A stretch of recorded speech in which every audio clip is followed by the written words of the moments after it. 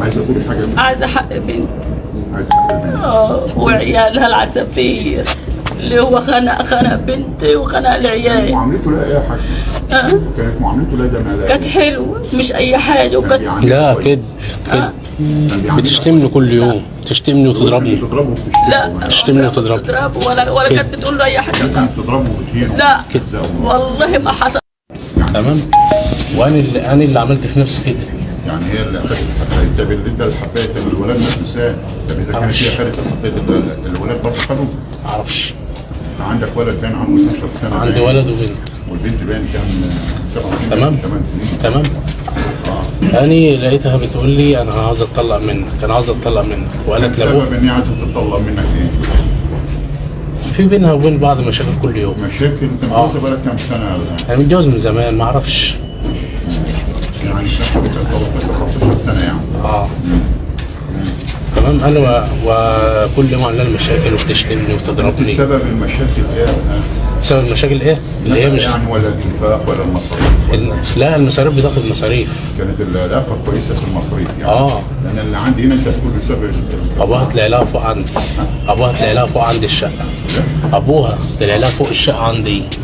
وقال لها أنت عايزة تطلقي ليه؟ قالت أنا عايزة أطلق وخلاص. طب هو بيديكوا فلوس؟ قالت قالت يعني انت كنت بتنفق عليها يعني؟ بتصرف عليها؟ بصرف عليها. ايه سبب ان هي عايزه تطلع معاك؟ ما اعرفش. انا جيت من بره وكنت جايب معايا فلوس عشان اديها للبيت تدفع 300 جنيه للكتب اللي هي بتجيبها. مش وش قتل. وانت منين يا؟ انا من حته اسمها السرسي. اسمها ايه؟ السرسي. السرسي دي قريه ولا؟ قريه فلاحين. اقسم بالله. بعدين؟ أنا واحد ماشي من نفس القريه. احنا قرايب في بعض. وقرايب. بس هي ما بتحبنيش. وابوها اللي خصب عليها. لا ايدك وجعت. ماشي ثواني. ابوها اللي خصب عليها وابويا اللي خصب عليها. ابوها الله يرحمه. طيب ماشي انا همشي معاك. بتنفق عليها. هي عايزه تطلق، ما طلقناش ليه؟ هو السبب بقى ابوها وابويا. انا ما اعرفش حاجه. طيب السبب ابوها وابوها. انا عايش بالنكد والقرف كل يوم. احكي لي ايه اللي حصل في اليوم ده اللي هي ماتت فيه هي والولد والبنت؟ ايه اللي حصل في اليوم ده بقى؟ انا دخلت لقيتهم نايمين بصحيه. انا جاي من بره من الشغل. دخلت على البيت. دخلت على البيت بصحي مراتي عشان تجيب لي لقمه. ببص لقيتها الصاله ولا نايمه؟ انت كنت بتنام في مكان واقف مكان؟ انا ولا شلت ولا عملت. انا ولا شلت ولا عملت. لما انت دخلت عشان تصحيها عشان في النوم لقيتها في نايمه على السرير وشها مزرقي خالص. وشها مزرقي خالص. وبعدين فرحت ناديت اخويا قال لي روح نادي عمك عادل ابوها. يعني رحت اخوك عشان يجي يشوف الحاله دي؟ انما انا مين ده لاخوك ليه؟ ما عشان يشوفهم. انا ده يعني فتحت الباب لسه داخل وانا جاي من بره. يعني شاف مراتك وابنك وبنتك ولا مراتك بس؟ لا كلهم. انا ساعه ما بصيت على العيال يعني انا ساعه ما بصيت على العيال انا كنت في صدمه. هو الولاد كانوا معاها في نفس الاوضه؟ لا انا لما شفت العيال كنت صدمه. النوم والواد والبنت في غرفه ثانيه؟ لقيتوا برضه الزوج هم كمان؟ فانت قمت تجري لاخوك تستغيث بيه يعني؟ فاني رحت ببص على العيال لقيتهم ميتين. كنت في صدمه. سرعت بقى. مين بقى اللي عرفك انهم ميتين؟ هي اصلا قال اللي عليهم يعني ولا اخوك اللي قال لك ماتوا ولا ايه بالظبط؟ هو اخويا قال لي روح نادي عمك عادل وجهز التوك توك وخدنا بعض ورحنا على المستشفى. المستشفى قالوا لك الثلاثه ماتوا؟ ميتين. انا كنت في صدمه ساعتها بقى. كنت في صدمه. حضنت عيالي. هنا انا ما قتلتش. اسمعني بس يا كل ده تحت التهديد والتعذيب يا ريس. انا اسمعك. هنا حكيت واعترفت تفصيليا وحكيت كل الادوار.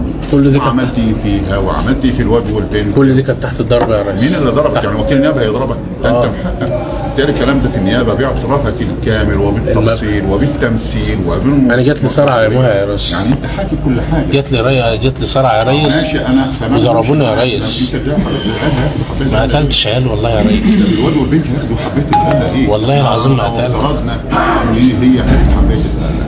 ادت كمان حبايه الغله ايه؟ الله اعلم بقى. انما انا والله ما قتلت.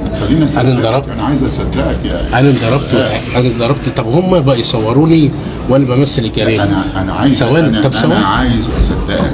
طب ثواني. انا عايز اصدقك بس خلي الكلام اللي انت بتقوله الناس طب سوا اقتنع بيه. سوا. يعني انت دلوقتي بتقول ان هي خدت حبايه الغله وموتت نفسها، مع انك انت معترف اعتراف كامل عندي هنا، ده اعترافك واخد صفحتين ثلاثه. طب سوا طب سوا. اتفضل. قال لي لما رحت قلت لهم حصل كذا كذا كذا كذا. يعني انت اعترفت الاعتراف ده تحت الضغط؟ تحت التهديد. مين اللي هددك؟ هم المباحث مسكوني ضربوني. المباحث ضربوك؟ طب ضربوك في الايه في المركز يعني؟ ضربوني وقالوا لي نقول لك عليه اعمله. يقول لك عليه. طيب طب انا هعمل حاجه ما عملتهاش يا جماعه. انت ما عملتش دي، انت بقى ما قلتش الكلام ده للنيابه ليه؟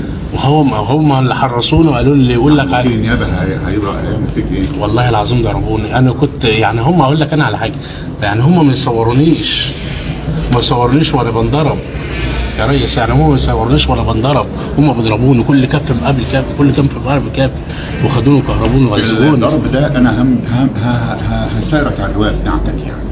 الكلام ده ممكن في المركز ماشي تمام. يعني ممكن اصدقك او ما اصدقكش، دي حاجه حسب روايتك دي. انما هيحصل ضرب في النيابه؟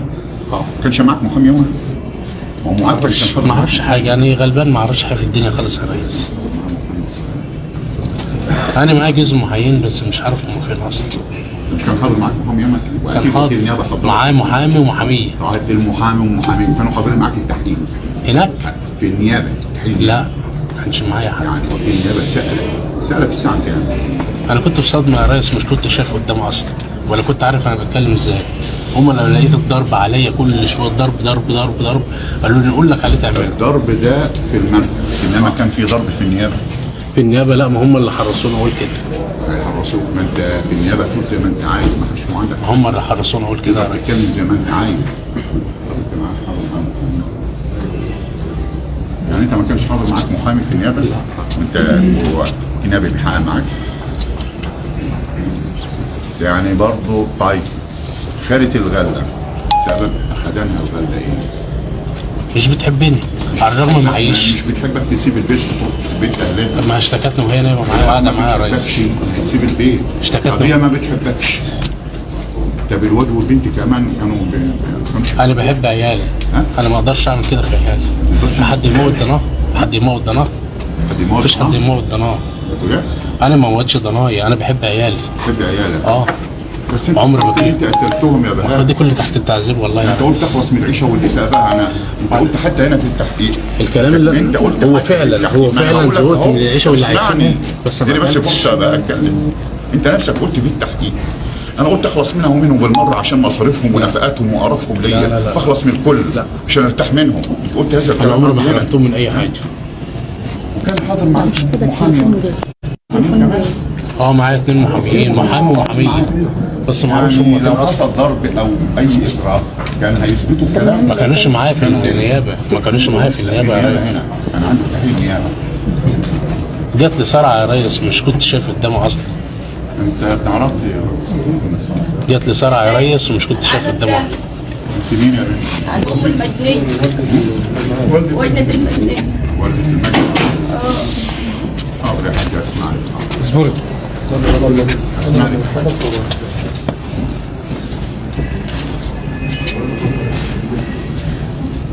يعني انت بتنكر ان انت عملت الكلام ده؟